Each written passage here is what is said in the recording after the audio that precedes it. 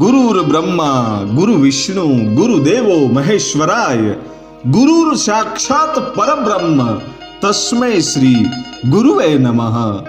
એવા સદગુરુ દેવને આપણે પ્રણામ કરીએ અને ગુરુદત્તના ઇતિહાસની જ્યારે આપણે વાત કરવી છે ત્યારે ગુરુ બ્રહ્મ એટલે આ શ્લોકનો ડબલ અર્થ પણ કરી શકાય કે જે આપણા ગુરુ છે એ જ બ્રહ્મા છે, આપણા ગુરુ છે એ જ વિષ્ણુ છે, આપણા ગુરુ છે એ જ મહેશ છે. મહેશ એટલે કે ભગવાન શંકર. અને અથવા તો જો બીજો અર્થ કરીએ તો ભગવાન શંકર છે એ જ આપણા ગુરુ છે, ભગવાન વિષ્ણુ છે એ જ ગુરુ છે અને ભગવાન બ્રહ્મા છે એ જ ગુરુ છે. એટલે ગુરુ બ્રહ્મા ગુરુ વિષ્ણુ ગુરુ દેવો મહેશ્વરાય ગુરુ સાક્ષાત પરબ્રહ્મ તસ્મૈ શ્રી ગુરુવે નમઃ. આપણા ગુરુ છે એ સાક્ષાત બ્રહ્મ છે. એટલે આપણે વાત કરવી છે ગુરુ દત્તાત્રેયના ઇતિહાસની. એમનો જન્મ કઈ રીતે થયો, એના માતા પિતા કોણ છે, એ ગિરનારમાં શા માટે આવ્યા અને એને 3 મસ્તક અને 6 હાથ કેમ છે, એના જો ઇતિહાસની આપણે વાત કરવી હોય તો આપણે મૂળ તપાસવું પડે કે મૂળ પરંપરા એની ક્યાંથી આવી, મૂળિયું ક્યાં છે. એની જો આપણે વાત કરવી હોય તો લવણપુર નામનું જે રાજ્ય હતું એ રાજ્યમાં લઘુસેન નામના એ રાજા છે એ રાજ કરતા હતા. લઘુસેન રાજા છે એ રાજ કરે છે અને એમને ઘેરે 2 દીકરીઓનો જન્મ થયો. એમાં પહેલી દીકરી મોટી દીકરી એટલે વનસોયા અને બીજી દીકરી એટલે અનસુયા. આ વનસુયા અને અનસુયા એ 2 દીકરીઓ છે એ ધીરે ધીરે મોટી થાય છે અને જ્યારે એમની ઉંમર થઈ અને એ વખતે જ્યારે એમના લગ્ન કરવાની વાત આવી એ વખતે દીકરીઓને લઘુસેન નામનો જે રાજા છે એ પૂછે છે કે તમને કેવા વરની ઈચ્છા છે, એવો હું મૂર્તિઓ ગોતું. અને ત્યારે અનસોયા જે નાની દીકરી છે, આજે જે આપણે માતા અનસોયા કહેવી છીએ, એ માતા અનસોયા એમ કહે છે કે મારે તો માત્ર ભક્તિ કરવી છે અને આ રાજપાટમાં મને કોઈ રસ નથી, આ સંસારમાં કોઈ રસ નથી, મારે તો માત્ર ભક્તિ કરવી છે અને મારે તો કોઈ નદીના કિનારે જઈ અને ઈશ્વરની ભક્તિ કરવી છે, મારે ઝૂંપડીમાં રહેવું છે, આ રાજમહેલમાં નથી રહેવું, એટલે મારે લગ્ન નથી કરવા. અને લઘુસેન નામના રાજા છે એ પોતાની દીકરી અનસુયાને એમ કહે છે કે બેટા, લગ્ન કરીને પણ ભક્તિ કરી શકાય, પણ તું એકલી છો અને જંગલમાં જઈ અને તું ત્યાં રહે, ઝૂંપડી બનાવે અને ભક્તિ કરે, એમાં મને કોઈ તકલીફ નથી, પણ તું દીકરી છો અને એકલી રહે એ સારું ન કહેવાય. માટે તું લગ્ન કરી લે અને સંસારમાં રહીને પણ તું ભક્તિ કરી શકીશ. છતાંય અનસુયા છે એ માનતી નથી કે નહીં, મારે માત્ર ને માત્ર ભક્તિ કરવી છે, મારે સંસાર નથી ભોગવવો. કે કાંઈ વાંધો નહીં બેટા, તારે જો ભક્તિ કરવી હોય તો તું ભક્તિ કર. અને પછી મોટી દીકરી જે વનસોયા છે એને પૂછવામાં આવ્યું કે તારે કેવા પુરુષ સાથે લગ્ન કરવા છે. અને ત્યારે વનસોયા નામની સ્ત્રી છે એ એમ કહે છે કે ભક્તિ તો મારે કરવી છે, પણ મારે લગ્ન એક ઋષિમુનિ સાથે કરવા છે. કોઈ ઋષિમુનિ હોય એની સાથે મારે લગ્ન કરવા છે. કે કાંઈ વાંધો નહીં બેટા, હું તારા માટે ઋષિમુનિ ગોતીશ. અને એક મહાન સંત ઋષિમુનિને મનાવી અને કીધું કે મારી દીકરી સાથે તમે લગ્ન કરો. અને ત્યારે એ ઋષિમુનિએ વનસોયા નામની આ દીકરી સાથે લગ્ન કર્યા અને પોતે નર્મદાને કિનારે જઈ અને ત્યાં ઝૂંપડી બનાવી અને બંને જણાએ વનસોયા અને એમના પતિ જે ઋષિમુનિ હતા એણે બંનેએ ભક્તિ કરી.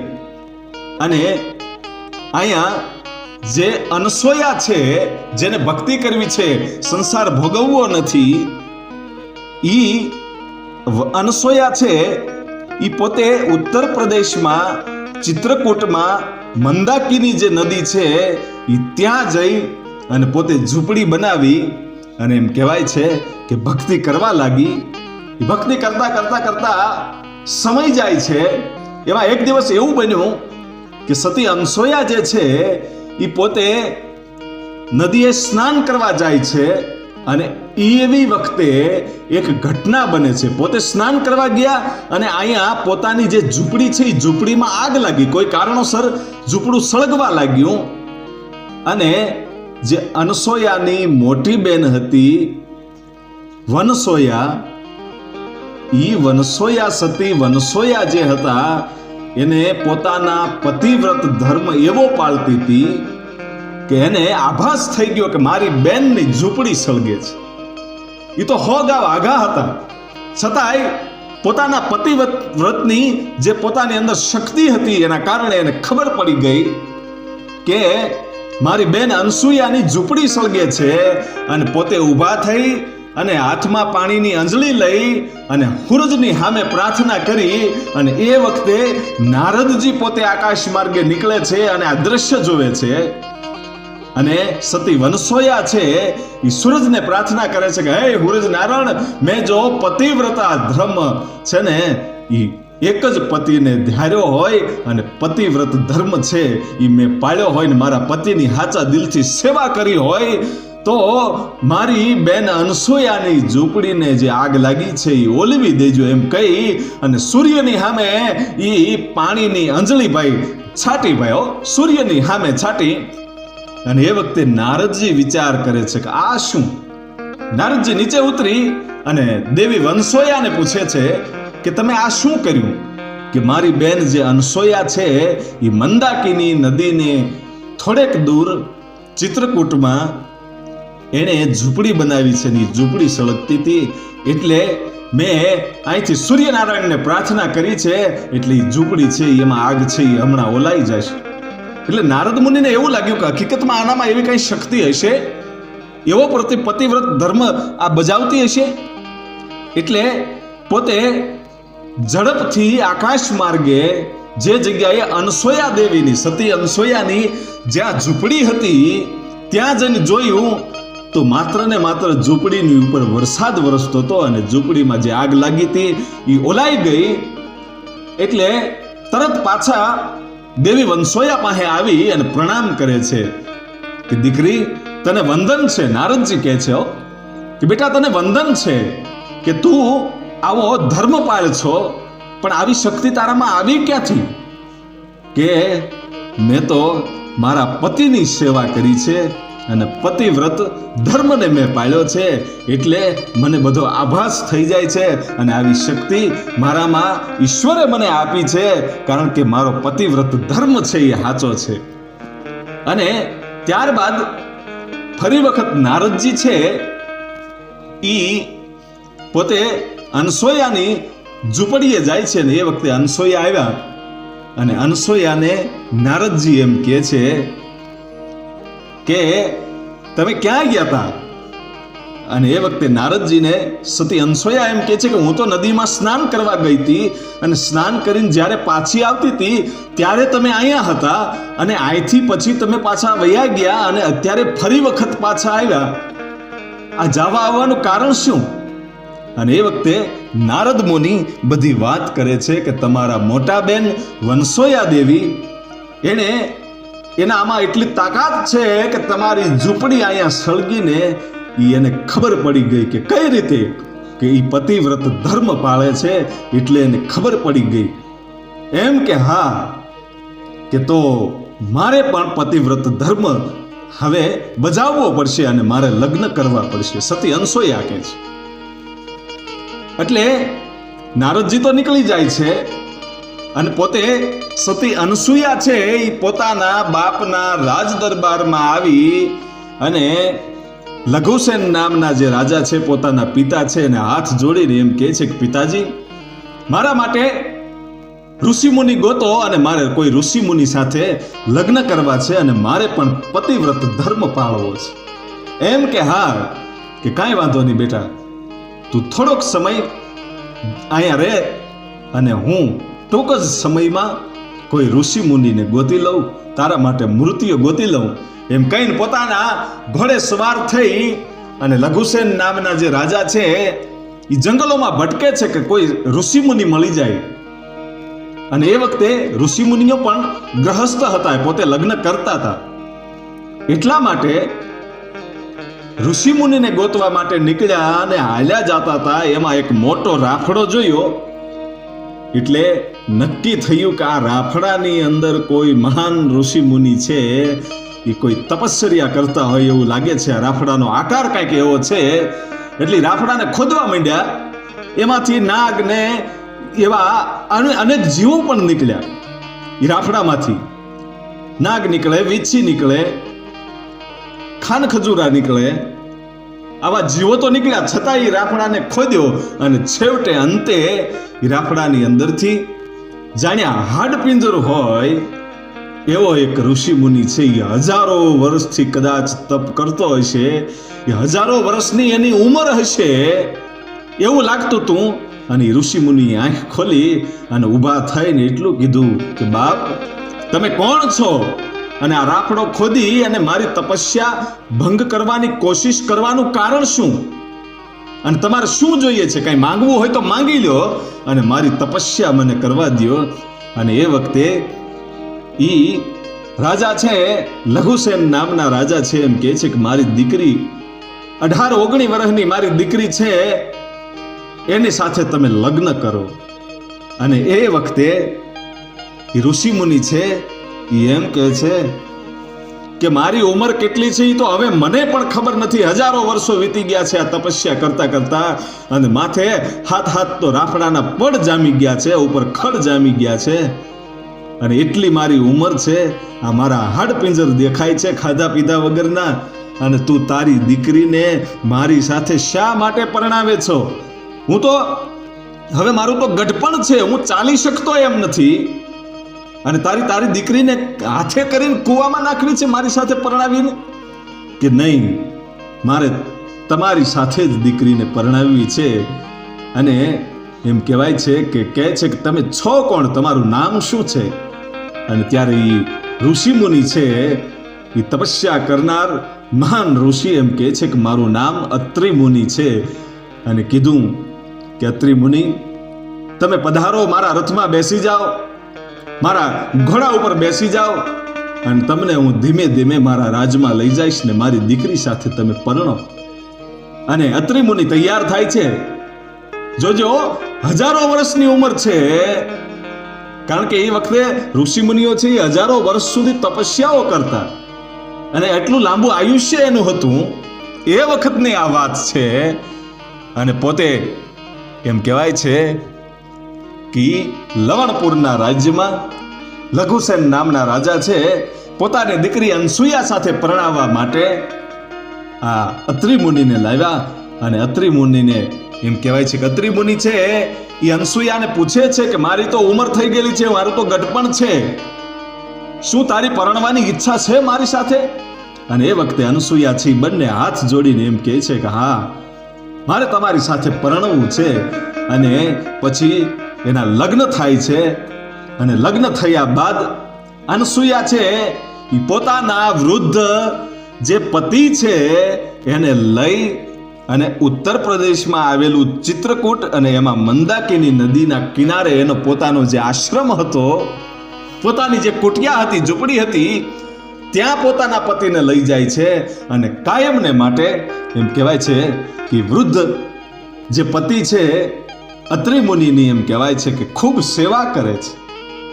સેવા કરતા એક દિવસ અનસુયા અને અત્રિ મુનિ બંને વાતો કરે છે. એમાંથી વાત એવી આવી, અને અત્રિ મુનિએ એમ કીધું કે મારા તો હજારો વર્ષ થઈ ગયા, હવે ગઢપણ આવી ગયું, ચાલી શકાય નહીં, નહીતર મારે 64 જે તીર્થો છે, 68 તીર્થો છે, એ મારે 68 તીર્થ કરવાની ઈચ્છા હતી. હે કે મારે 68 તીર્થ કરવા જાઉં તું, પણ હવે તો તપસ્યા કરવામાં મારો સમય વયો ગયો છે. અને એ વખતે સતી અનસુયા એમ કહે છે કે હું તમને 68 તીર્થ કરાવીશ. 64 જોગણીઓના દર્શન કરાવીશ અને 68 તીર્થ હું તમને કરાવીશ. હું તમને વચન આપું છું કે હું તો ઋષિમુનિ કહે છે, અત્રિમુનિ એમ કહે છે કે હું જે છું, હું તો હાવ વૃદ્ધ થઈ ગયો છું, ચાલી શકું એમ નથી, તો તું મને કઈ રીતે યાત્રા કરાવીશ? કે કાંઈ વાંધો નહીં, તમે મુંજાવમાં, હું તમને યાત્રા કરાવીશ. અને પછી પોતે જંગલમાં જઈ વાંસ ગોતી અને એનો એવો એક પડિયો બનાવીને એની ઉપર પોતાના પતિ અત્રિમુનિને બેસાડ્યા અને પછી પોતે એને લઈ ખંભે ઉપાડી અને એક પછી એક તીર્થ મીંડેલા કરવા. એ તીર્થ કરતા કરતા એકવાર જંગલમાંથી ચાલવાનું થયું. કોઈ રસ્તો જંગલમાં હતો નહીં અને ધીમે ધીમે ધીમે ધીમે એ જંગલમાંથી નીકળવું અને એમાં બાવળના કાંટા છે, એ 2-4 કાંટા છે એ અત્રિમુનિને લાગી ગયા અને પોતાનું વૃદ્ધ શરીર એટલે ક્રોધ આવી ગયો. અને ક્રોધ આવ્યો એટલે અનસૂયાને કીધું કે તું જોતી નથી, મને 68 તીર્થ કરાવવા માટે નીકળી છો, પણ મને આ બાવળિયાના કાંટાએ છોલી નાખ્યો. તું ધ્યાન કેમ રાખે છો? આ કાંઈ તારો પતિવ્રત ધર્મ કહેવાય? કે માફ કરો સ્વામી, મને ખબર નહીં રહી હોય ને તમને કાંટા વાગી ગયા હશે કે નહીં, હવે એની સજા તારે ભોગવવી પડશે એમ કહી અને અત્રિમુનિ છે એ અનસૂયાને શ્રાપ આપે છે અને એમ કહે છે કે આજનો સૂર્ય આથમે એ વખતે તારે રંડાપો આવશે. અત્રિમુનિએ આવો શ્રાપ દીધો. અનસૂયા વિચાર કરે છે કે શ્રાપ તો મને આપ્યો પણ મૃત્યુ પોતે સ્વીકારી લીધું. પણ મેં મારા પતિને અત્રિમુનિને વચન આપ્યું છે કે હું તમને 68 તીર્થ કરાવીશ. તો મારા પતિનો જો નાશ થાય, પતિનું મૃત્યુ થાય, તો 68 તીર્થ કઈ રીતે કરાવી શકું? મારું વચન પૂરું ન થાય. એટલે વિચાર કર્યો કે કરવું શું. અને પછી સૂર્યની સામે ભાઈ મીટ માંડી છે.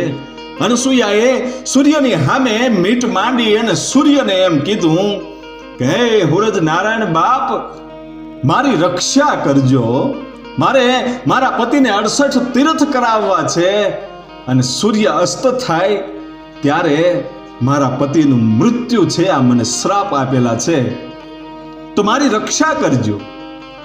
જોજો, વિચાર કરજો, ખાલી રક્ષા કરજો એટલું કીધું. પણ સૂર્ય વિચારમાં પડી ગયો કે આનો પતિવ્રત ધર્મ એવો છે કે હવે મને એક ડગલું આગળ હાલવા દે એમ નથી. જોજો, એવું નથી માંગ્યું કે મારા પતિને તમે જીવતદાન આપો, એવું પણ નથી માંગ્યું. ને સૂર્યને એમ પણ નથી કીધું કે તમે ઘડીક થંભી જાજો કે હું 68 તીર્થ કરી લઉં. પણ એવું માંગ્યું કે રક્ષા કરજો, મારા વચનની રક્ષા કરજો. એટલે સૂર્યનારાયણને થંભી જવું પડ્યું. એટલે તો આનામાં પતિવ્રત ધર્મની અંદર તાકાત હતી. એટલે સૂર્ય ઊભો રહી ગયો ભાઈ, ન આગળ ચાલી શકે કે ન પાછળ ચાલી શકે. અને સતી અનસૂયા છે એ 68 તીર્થ કરવા લાગી ભાઈ. અને ઈશ્વર છે એને વિચાર આવવા માંડ્યો કે આ સૂર્ય છે એ અસ્ત કેમ નથી થતો, આમાં રાત કે દિવસ ગણવા કઈ રીતે? અને ભગવાન બ્રહ્મા, વિષ્ણુ અને મહેશ ત્રણેય ઈશ્વરો છે એ સૂર્યદેવ પાસે આવીને કહે છે કે તમે અસ્ત કેમ નથી થતા? અને એ વખતે કહે છે કે તમારે જો મને અસ્ત કરવો હોય તો પેલા સતી અનસૂયા પાસે જાઓ. એના જે પતિવ્રત ધર્મની એવી તપસ્યા છે કે એના કારણે મારે ઊભું રહી જવું પડ્યું છે. હે કે એવું તો શું છે કે એને એમ કીધું કે મારી રક્ષા કરજો. એટલે હવે મારે એના પતિની રક્ષા કર્યા સિવાય છૂટક્યો જ નથી. જો હું અસ્ત થઈ જાવ તો એના પતિનું મૃત્યુ થાય. જો તમારે મને અસ્ત કરવો હોય તો પેલા સતી અનસૂયાની તમારે રજા લેવી પડશે. વિચાર કરજો, બ્રહ્મા, વિષ્ણુ અને મહેશ જેવા ઈશ્વર છે એને પણ સતી અનસૂયાની રજા લેવા માટે આવવું પડ્યું અને કીધું કે સૂર્યને તમે અસ્ત થવા દો. અને ત્યારે સતી અનસૂયા એમ કહે છે કે મેં સૂર્યને રોક્યો નથી, મેં તો ખાલી પ્રાર્થના કરી છે કે મારું વચન ન તૂટે એનું ધ્યાન રાખજો.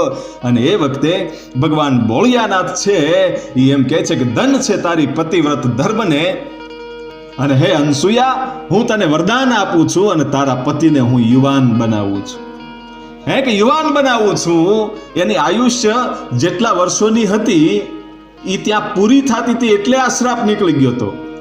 પણ એ શરીરનો નાશ થાય છે એટલે એ શ્રાપ છે એ સાચો પડે છે અને તારો પતિ એક નવા શરીર સાથે યુવાન બને છે એટલે એનું મૃત્યુ હમણાં નથી. જે મૃત્યુ હતું એ તો જે જૂનું ખોળ્યું હતું, જે શરીર હતું તારા પતિનું અત્રિ મુનિનું, જે ગડપણ વાળું હતું એનું મૃત્યુ થાય છે અને તારો પતિ હવે યુવાન અમે બનાવીએ છીએ. ભગવાન ભોળિયાનાથે અત્રિ મુનિને યુવાનીનું રૂપ આપી દીધું અને જાણે 27 વર્ષનો યુવાન હોય એવો યુવાન અત્રિ મુનિને બનાવી દીધો અને પછી કીધું કે હવે સૂર્યને તમે રજા આપો કે સૂર્ય અસ્ત થઈ શકે. અને એ વખતે માં અનસુયા સૂર્યનારાયણને પ્રાર્થના કરીને એમ કહે છે કે હવે મારી રક્ષા તમે કરી લીધી છે અને હવે તમે તમારી જગ્યાએ જઈ શકો છો.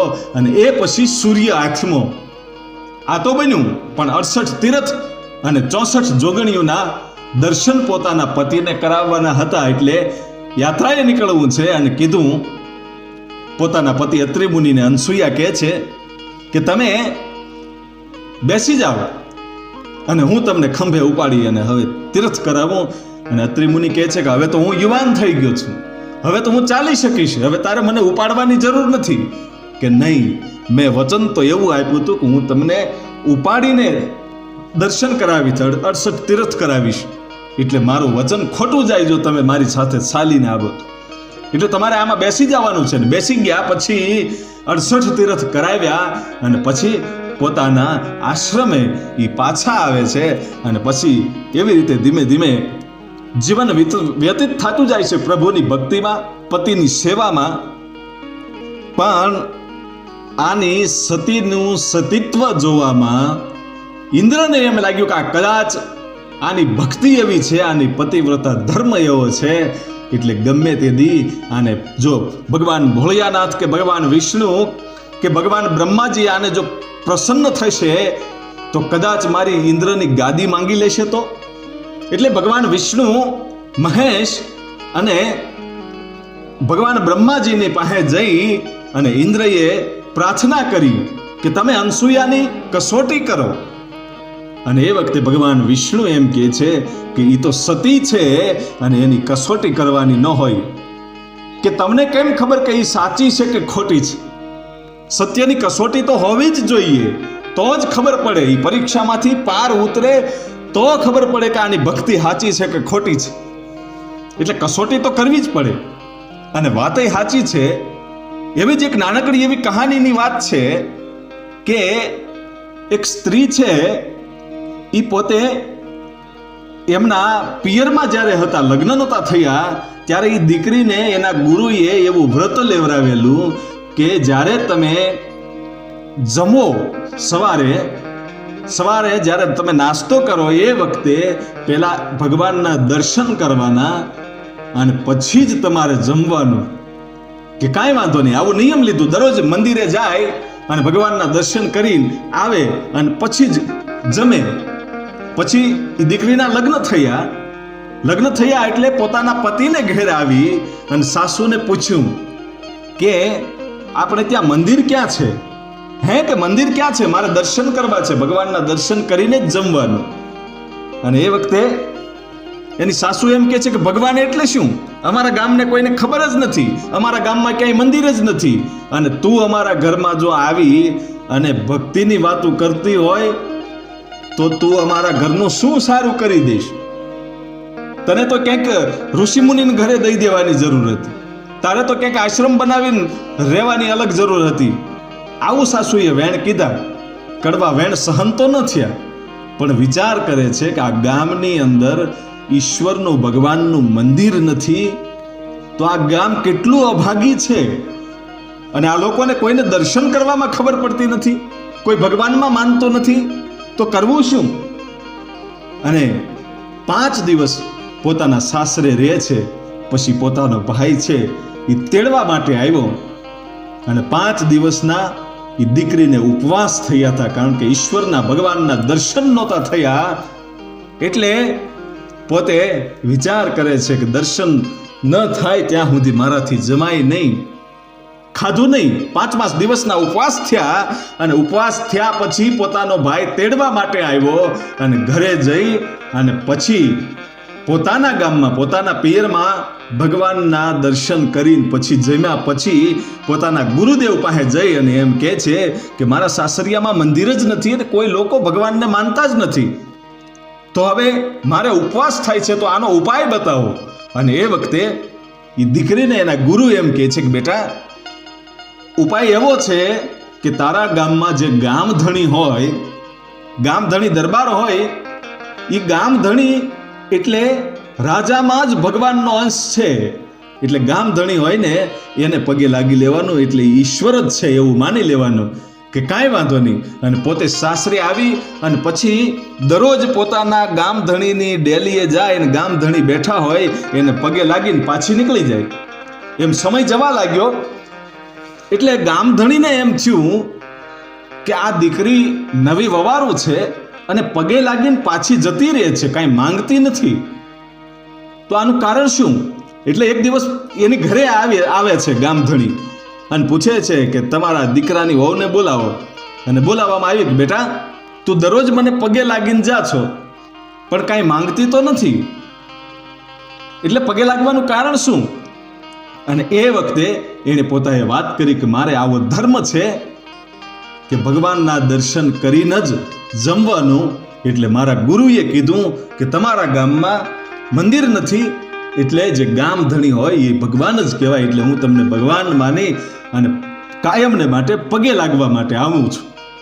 અને એ વખતે રાજાને આમ પોરસના પલ્લા મંડેલા છૂટવા કે મારા નામ ઉપર મને જો ઈશ્વર આ દીકરી માનતી હોય તો મારે આને કંઈક દેવું પડે.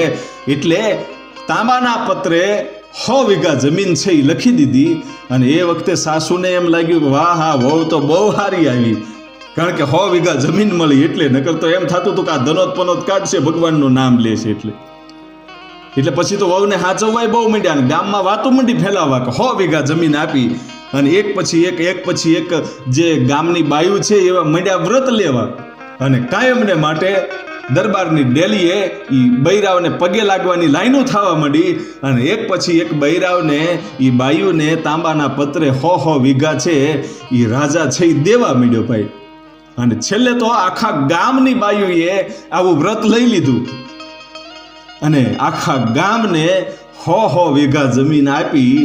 એટલે પછી રાજાની પાસે કાંઈ વધ્યું નહીં. અને પછી એના રાજાના જે ગુરુ છે, ગામધણીના ગુરુ છે, એ આવે છે અને કીધું કે કાંઈ વધ્યું કે નહીં, કે તું અહીંયા ગામમાં રહે છો અને હું ગામની સીમમાં રહું છું, જ્યાં મારી ઝૂંપડી છે. હવે હુંય બાવો ને તુંય બાવો થયો હારો હાર. કે બાપુ મારા નામથી જો મને કોઈ પગે લાગવા માટે આવતું હોય, મને ભગવાન માનતું હોય, તો મારે એને કાંઈક તો આપવું પડે ને. ભલે મારી પાસે અત્યારે કાંઈ નથી પણ મેં આપ્યું છે, કારણ કે મારા નામથી આ લોકો મને ભગવાન માનીને પગે લાગે છે. અને એ વખતે સાધુ એમ કહે છે કે હામાં સાચા કોણ છે ને ખોટા કોણ છે એની પરીક્ષા કરી કે નહીં? કે ના બાપુ, એમાં મને પરીક્ષા કરવામાં શું ખબર પડે કે આમાં તારું આખું ગામ ખોટું હોય એવું લાગે છે. આ તારી જમીન પચાવવા માટે આ લોકો આવું કરે છે. કે બાપુ હવે એમાં સાચું કોણ ને ખોટું કોણ એ ગોતવું કઈ રીતે? કે હું ગોતી દઈશ, હું કહું એટલું કરજે. કે હવારે તું કાંઈ બોલતો નહીં, ખાટલામાં હૂતો રહેજે, હું જ્યારે કહું ત્યારે તું બેઠો થાયજે. કે કાંઈ વાંધો નહીં. અને હવારે ઘટના એવી બનીને ગુરુજીએ બહાર પાડી દીધું કે આ રાજા છે, જે તમારો જે ગામધણી છે એનું મૃત્યુ થયું છે. એટલે ગામ લોકો આવી અને રડવા લાગ્યા ને કે ભાઈ બાપુ બહુ સારા હતા ને આમને તેમને. એવી જ્યારે વાત કરી તો એ સાધુએ કીધું કે આ રાજાને બેઠો કરવો છે, જીવતો કરવો છે? કે હા બાપુ, જીવતા થાય તો આ તો પ્રજાનો પાલનહાર છે, એને જીવતા તો કરવા જ હોય ને. કે ગાયનું દૂધ લાવો, એમાં સાકર નાખો. ગાયનું દૂધ આવ્યું, એમાં સાકર નાખી અને કીધું કે આ દૂધ છે જે સ્ત્રીઓએ આ રાજાને ભગવાન માન્યા છે, કારણ કે એને તો જ્યાં સુધી આ રાજાના દર્શન નહીં થાય ત્યાં સુધી જમી નહીં શકાય. એટલે એને ભૂખ્યું મરવું એની કરતા કોઈ એક સ્ત્રી જેણે આવું વ્રત લીધું હોય એ આવો અને આ દૂધ પી જાઓ એટલે એના પ્રાણ છે એ રાજામાં વયા જશે ને રાજા છે એ બેઠો થઈ જાય. એટલે લોકો વિચારમાં પડી ગયા કે આવું હોઈ શકે. અને સાધુ કહે છે કે હા, મને આવા મંત્ર તંત્ર આવડે છે, આ દૂધમાં મેં મંત્ર છાંટ્યો છે. કોઈ પણ સ્ત્રી આવે જેને વ્રત લીધું હોય અને આ દૂધ પી જાય ને પોતાનો પ્રાણ છે એ પ્રાણનું દાન આ રાજાને કરી દે. એટલે બૈરાઓ છે આ જે સ્ત્રીઓ છે વિચાર કરવા લાગી કે આ 100 વીઘા ખોટી લેવાઈ ગઈ, આમાં કાંઈ જીવ દેવાય નહીં. એટલે ઘરે જઈને તાંબાના પતરા છે જે જમીન લખેલી હતી એ લાવી અને તાંબાનું પતરું મહારાજને હોપીને કીધું કે મહારાજ આલ્યો આ જમીન આ રાજાની પાછી, પણ હું પ્રાણ દઈ શકું એમ નથી. એમ કરીને એક બાઈ નીકળી ગઈ. એમ કરતા કરતા એક પછી એક બૈરાઓ છે ઈ પોતે તાંબાના પતરા લઈને આવવા માંડ્યા અને જમીન પાછી આપવા માંડ્યા.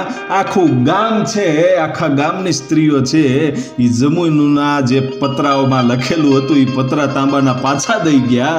અને છેલ્લે જે બાઈ સાચી હતી એણે કીધું કે બાપુ લાવો દૂધનો ગ્લાસ, હું પી જાઉં, કારણ કે મને આ રાજાના દર્શન વગર નહીં હાલે.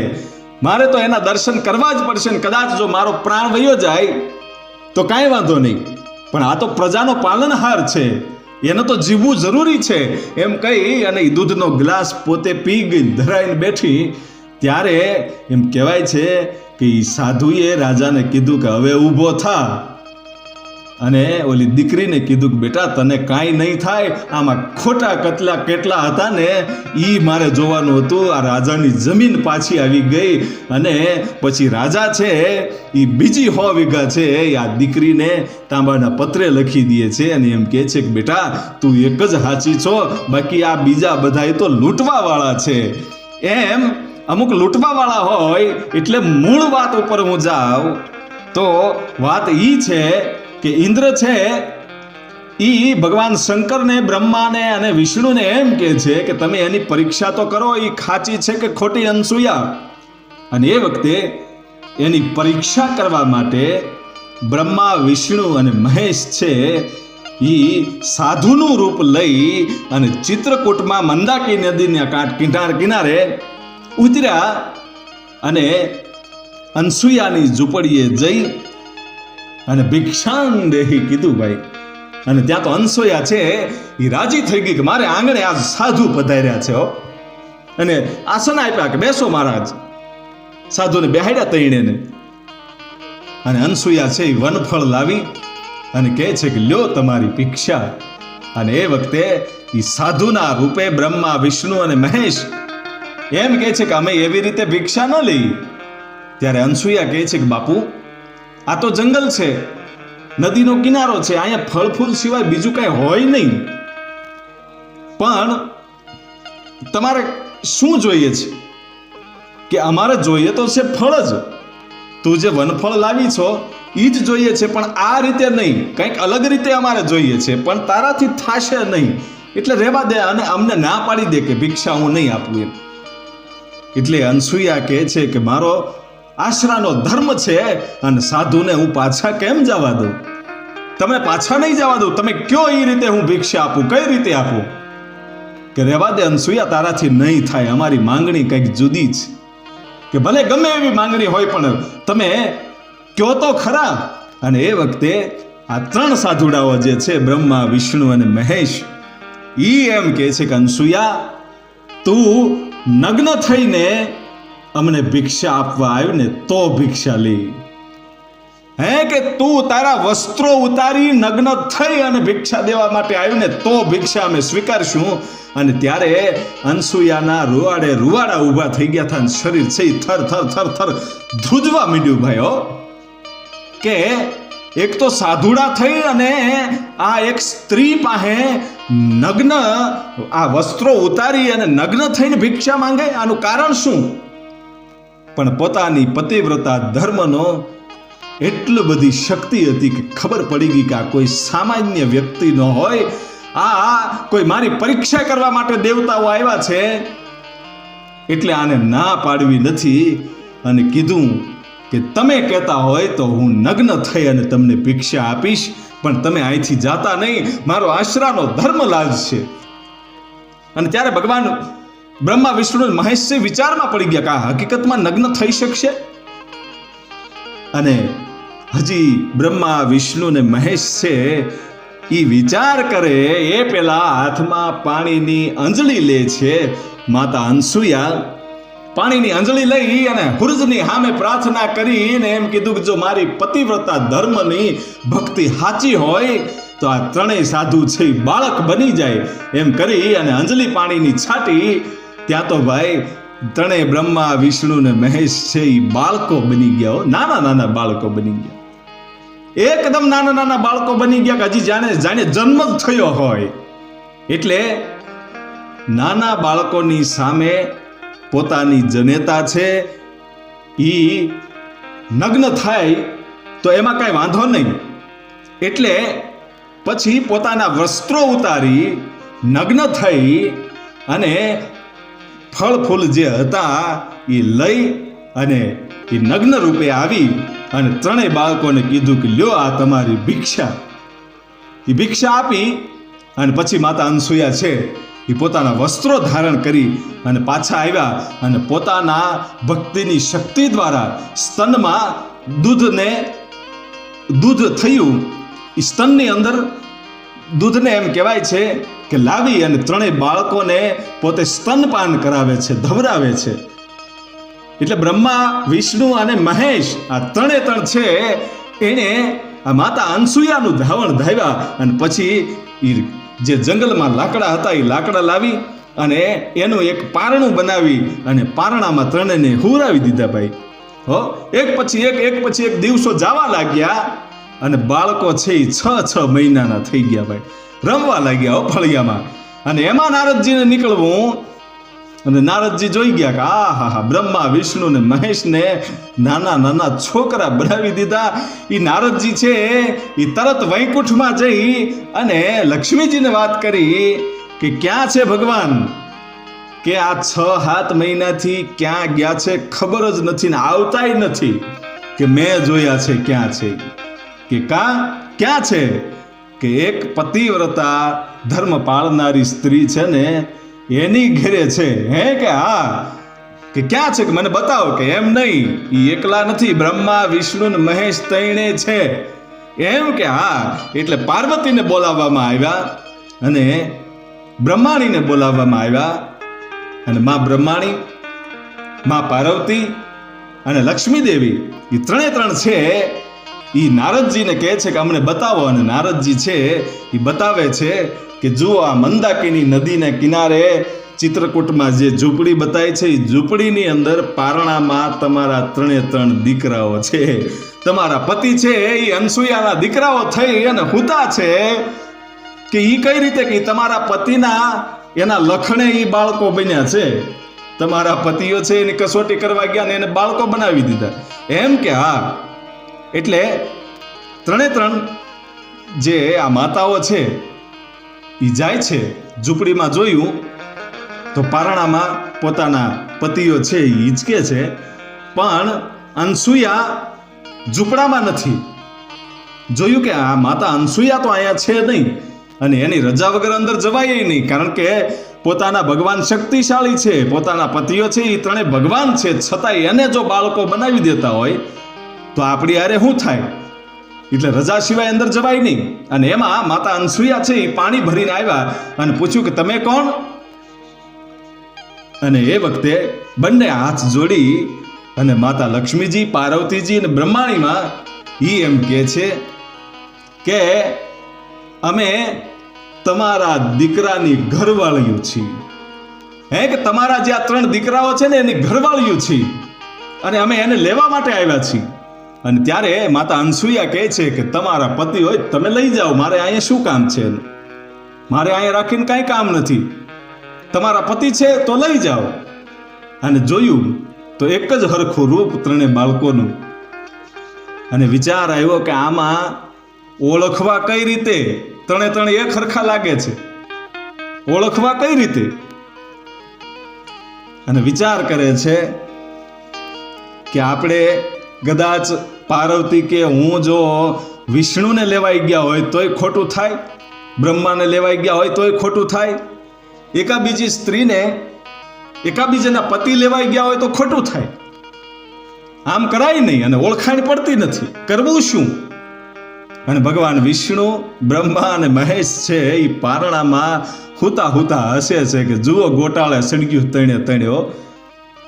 અને પછી માતા અનસુયાને પ્રણામ કરી અને એમ કે છે કે આ બાળકોને, જે તમારા દીકરાઓ છે એને એના મૂળ સ્વરૂપમાં લાવી દો, નહીતર અમારે કંઈક ખોટું થઈ જશે. એકાબીજાના પતિને લેવાઈ જાય તો ખોટું થાય. એટલે હે માતા અનસુયા, તમે અમારા પતિને મૂળ સ્વરૂપમાં લાવી દો. અને એ વખતે અનસુયા માતા છે પાછી અંજલિ હાથમાં પાણીની લઈ અને સૂરજ નારાયણને પ્રાર્થના કરીને કહે છે કે મારી પતિની ભક્તિ જો સાચી હોય, મારો પતિવ્રતા ધર્મ જો સાચો હોય, તો આ ત્રણને બાળકો છે એને મૂળ સ્વરૂપમાં લાવી દો. અને પાણીની અંજલિ છાટી અને એ વખતે બ્રહ્મા, વિષ્ણુ અને મહેશ પોતાના મૂળ સ્વરૂપમાં આવ્યા. અને પછી માતા અનસુયા હાથ જોડે છે કે હે પ્રભુ, તમે? કે હા, અમે છીએ અને તારી કસોટી કરવા માટે આવ્યા હતા. અને આ કસોટીમાંથી હે બાપ માતા અનસુયા, તમે અમારી માં થયા, તમે અમને ધાવણ ધવરાવ્યું, તમે અમને ભિક્ષા આપી, તમે આ કસોટીમાંથી પાર ઉતર્યા છો. હવે જે કયો, જે માંગવું હોય એ માંગી લ્યો, અમે આપવા માટે તૈયાર છીએ.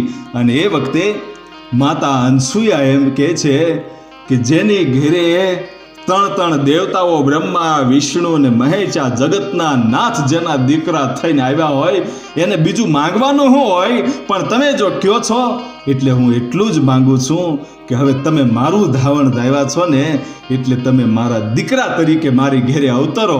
અને એ વખતે ભગવાન ભોળિયાનાથ એમ કહે છે કે અમારો એક અંશ છે એનું અમે સ્વરૂપ બનાવીએ છીએ અને તમારા દીકરા તરીકે કાયમને માટે ઓળખાશે. એટલે જે બ્રહ્મા, વિષ્ણુ અને મહેશ છે એના ત્રણેય એક એક સ્વરૂપ અલગ કાઢ્યા અને એનું એક શરીર બનાવ્યું. એટલે 3 મસ્તક, 6 હાથ, 1 શરીર અને 2 પગ, આવી રીતે આખું સ્વરૂપ ત્યાં ને ત્યાં બનાવ્યું. અને એ દિવસ હતો માગશર મહિનાની પૂનમ. અને એ જ દિવસે આ એક અત્રિ મુનિ અને માતા અનસુયાને ઘેરે આ ત્રણેય દેવ છે એ એક શરીર કરી અને અવતર્યા. એટલે એનું નામ ગુરુદત્ત. અને એટલે જ એને 3 મસ્તક છે અને 6 હાથ છે. એ 3 મસ્તક અને 6 હાથ છે, એમાંથી 2 હાથમાં એક ગદા છે, એક હાથમાં ચક્ર છે, એ ભગવાન વિષ્ણુનું સ્વરૂપ છે. અને બીજા 2 હાથ છે એમાં શંખ, અને જે ચક્ર છે એ ભગવાન વિષ્ણુનું રૂપ, અને બીજા 2 હાથ છે એમાં એક ત્રિશુલ અને ડમરું, એ ભગવાન શંકરનું રૂપ. અને ત્રીજા 2 હાથ જે છે એમાં એક હાથમાં માળા છે અને કમંડલ છે, એ ભગવાન બ્રહ્માજીનું રૂપ છે. એટલે આવી રીતે ભગવાન દત્તાત્રેયનો જન્મ થયો. અને એ અત્રિ મુનિ અને માતા અનસુયાનો એ દીકરો કહેવાનો એ દત્તાત્રેય, એ ખુદ જ ગુરુદત્ત. એટલે ગુરુદત્ત એ પોતે અનસુયાના દીકરા, અને એ પોતે બીજું કોઈ નહીં, બ્રહ્મા, વિષ્ણુ અને મહેશ ત્રણેયનું મિશ્રણ રૂપ છે, એ જ ગુરુદત્ત. એટલે જ એના 3 મસ્તક છે. અને પછી એના ગિરનારમાં એમ કહેવાય છે કે બેસણા થયા છે. આજે એ સૌથી ઉપર એ ગિરનારની ઉપર ગુરુદત્ત છે, એમ કહેવાય છે કે બેઠા છે. જાજો અને દર્શન કરજો. ને આવો કંઈક ઇતિહાસ હતો ગુરુદત્ત અને માતા અનસુયાની આ કહાની હતી. આપણે ગુરુદત્તને લાખ વંદન કરીએ.